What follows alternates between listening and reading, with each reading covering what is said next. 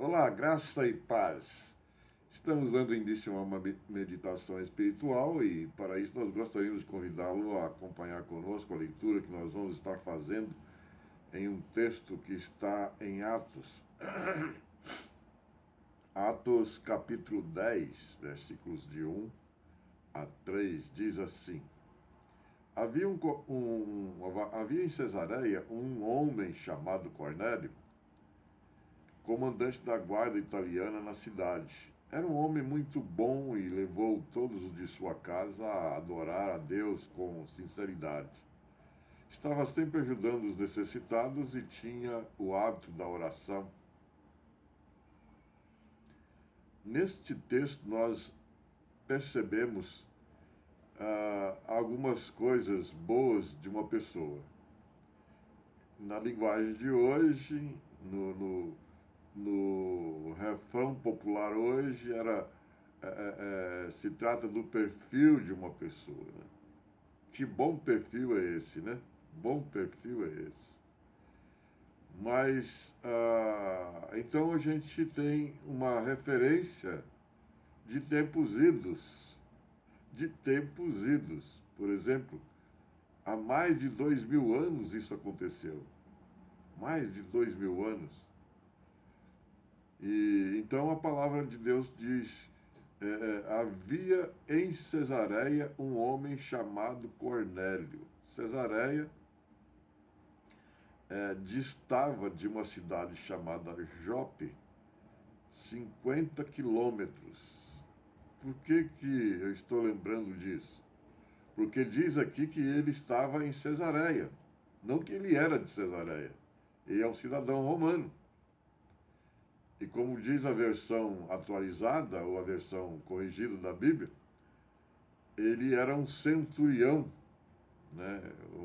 Um comandante com uma característica. Ele tinha sob os seus cuidados, sob o seu comando, 100 homens, 100 soldados, 100 guerreiros. E em se tratando de vida doméstica, ele era uma referência. E a Bíblia cita aqui que ele foi uma referência para a sua casa, para a sua família.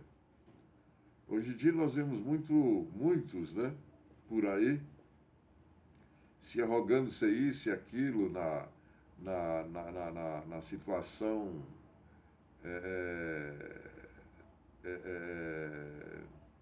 denominacional, por exemplo, né?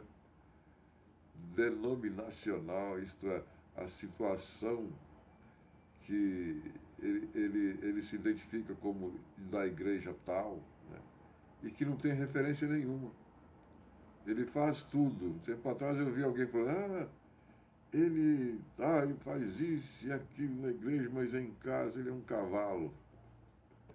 Em casa não tem exemplo nenhum. Então, que líder é esse, né? Para mim não tem exemplo para eu me pautar nele, né? A Bíblia fala de Jesus como aquele que nunca pecou. E se eu sou seguidor de Jesus, eu tenho que fazer jus a isso, né? Eu estou vivendo num mundo onde a sedução é muito grande, então eu tenho que pensar: não, eu preciso me livrar disso, eu preciso me libertar disso. Isso é um pecado que está que nem um câncer me corroendo e eu não vejo aonde é. Por falar nisso, o salmista Davi, no Salmo 19, ele diz: quem é que pode discernir as próprias faltas? Absolve-me das que me são ocultas. Ele dizia como que um brado de preocupação diante de Deus. Oh, vida! Eu quero ser igual a ti, Senhor. Porque ele era conhecedor, né, do ensinamento em que diz, né, e Paulo baseou, quando Paulo falou: sede santos porque eu sou santo, falando de Deus, da santidade de Deus, né? Eu eu quero ir para o céu.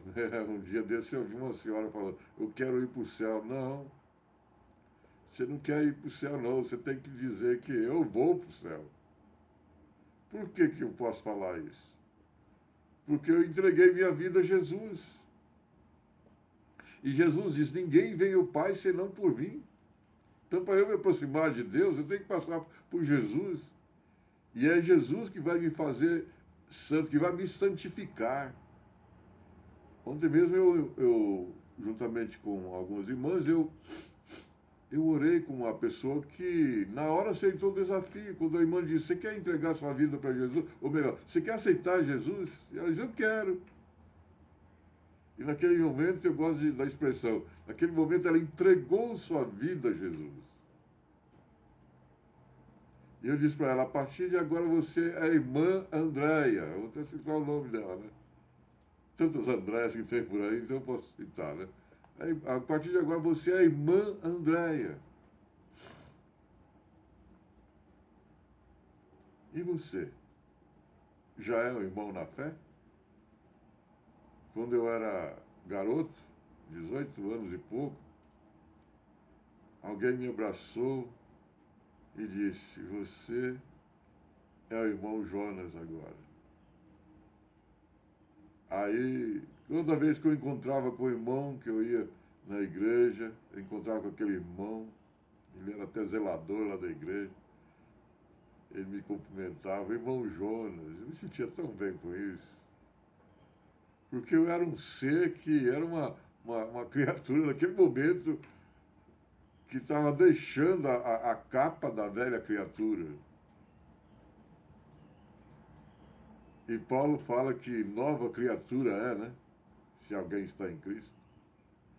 Então eu estava deixando, e aquele irmão me chamava de irmão Jonas. Eu falei, puxa vida, eu sou mesmo irmão Jonas, né? Ainda tinha as dúvidas, né?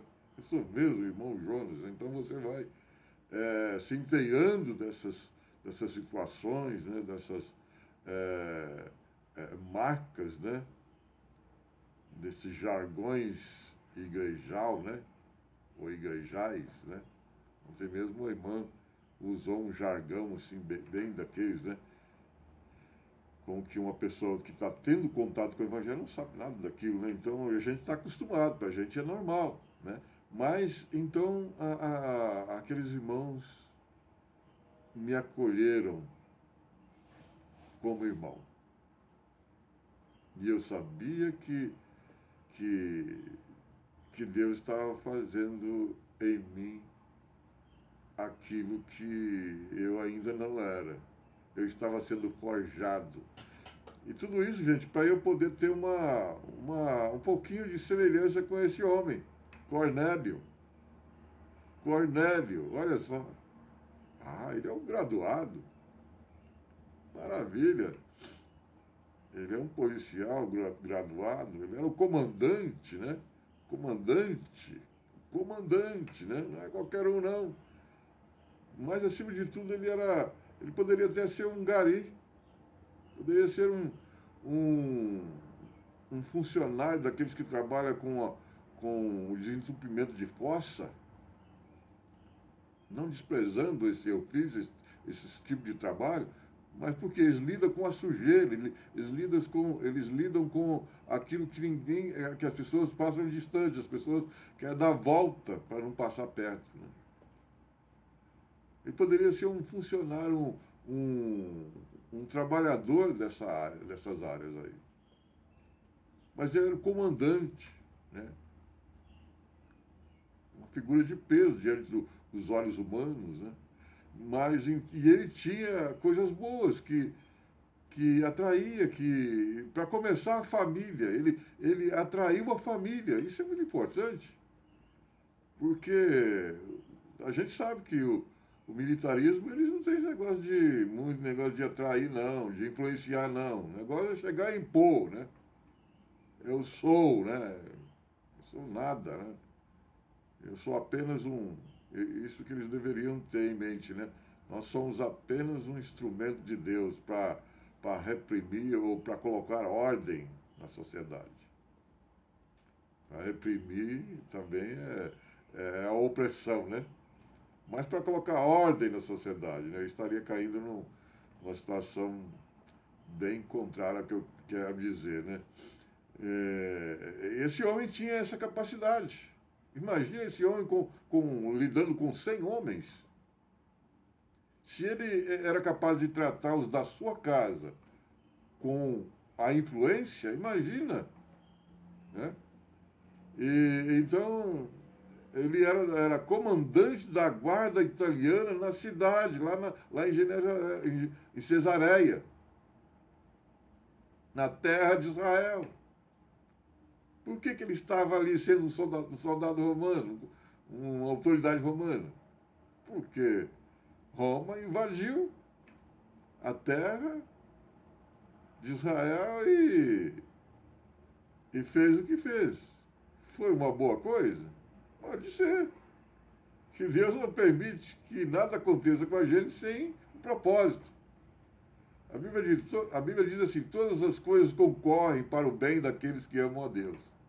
E se há alguém que ama a Deus, não tão como antes, né? Era o povo de Israel. Por isso que eles são chamados povo escolhido. É verdade que eles têm perdido isso, né? Mas eles continuam sendo. Não, mesmo aqueles que não estão correspondendo, eles continuam sendo o povo escolhido de Deus. E nós, Igreja de Deus, estamos nesse balaio também. Nós somos povo escolhido de Deus. Escolhido por quê? Porque Deus nos separou. Embora vivemos nesse mundo, nós não somos desse mundo, somos cidadãos dos céus, né?